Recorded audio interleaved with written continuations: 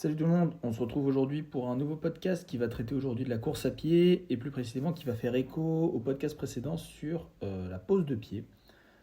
Aujourd'hui on va parler de l'importance et de l'intérêt des gammes des éducatifs de course à pied et quand et comment les faire.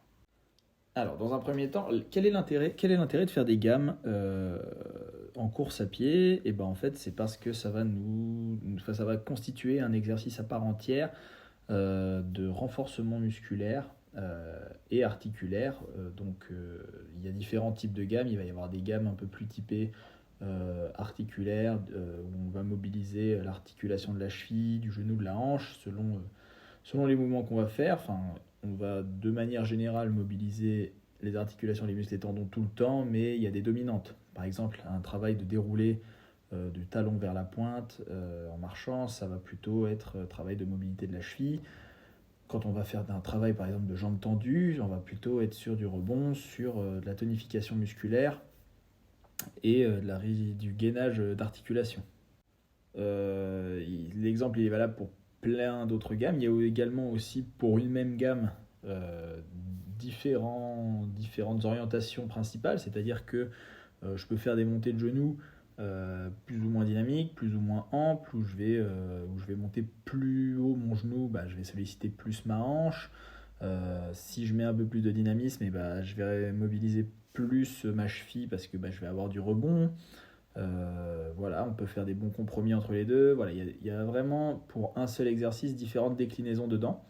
Et c'est ça qui va être intéressant avec les éducatifs. C'est-à-dire qu'en fait, avec les éducatifs de pied, on va tonifier notre pied, on va obliger en fait notre pied pour rebondir à le poser d'une certaine façon qu'on n'a pas forcément en course à pied. Par exemple, plus on va être dynamique, en fait, ça va être en fait comme en course à pied quand on va accélérer, plus on est dynamique, plus on est porté sur l'avant du pied. Voilà, c'est difficile de faire des mouvements rapides, du rebond, etc. sur les talons. Donc on va être porté un peu plus sur médio et avant-pied. Et donc ça va offrir de nouvelles sensations par exemple aux coureurs qui attaquent plutôt sur l'arrière. Donc les gammes, voilà, il va y avoir le côté un peu focus sur la foulée, un côté un peu plus renforcement, un peu sur les muscles, donc beaucoup de rebond, de dynamisme. On peut les faire plus ou moins longtemps, plus ou moins intenses, plus ou moins dynamiques, plus ou moins amples. Voilà, il y a différentes orientations qu'on peut mettre dans ce travail et c'est ça qui est intéressant. C'est-à-dire que on ne va pas toujours faire la même séance de gamme, voilà, ça ne va pas être redondant, ça ne va pas être le côté aussi répétitif de juste je fais des montées de genoux, des talons aux fesses et puis je fais ça plusieurs fois et puis voilà ça marche. Non, il y a vraiment une grande diversité de gammes.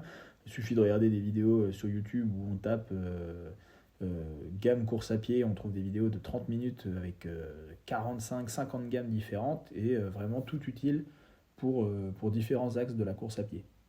Maintenant, la question qu'on se pose, c'est aussi quand les faire. Quand les faire, moi personnellement, je suis partisan de une fois par semaine quand on court un peu régulièrement. On va pas faire que des séances d'intensité, on va retrouver aussi beaucoup de footing. Et dans ces footings, pour moi, c'est bien d'en incorporer un avec une session de gamme de 10-15 minutes à peu près. Moi, personnellement, j'aime bien faire, par exemple, sur 15 minutes de gamme en 30-30, donc 30 secondes de gamme, 30 secondes de récup, marcher ou sur place. J'aime bien faire le début, les gammes un peu, on va dire, d'amplitude, de mobilité, donc du déroulé de pied, de l'ouverture de hanche, etc. Poursuivre sur tout ce qui est rebond plus dynamique, donc des choses qui vont un peu traumatiser un peu plus l'organisme. Et si j'en ai envie, si le cœur m'en dit, j'aime bien aussi parfois faire des étirements un peu activo-dynamiques à la fin quand les muscles et les articulations sont bien échauffés.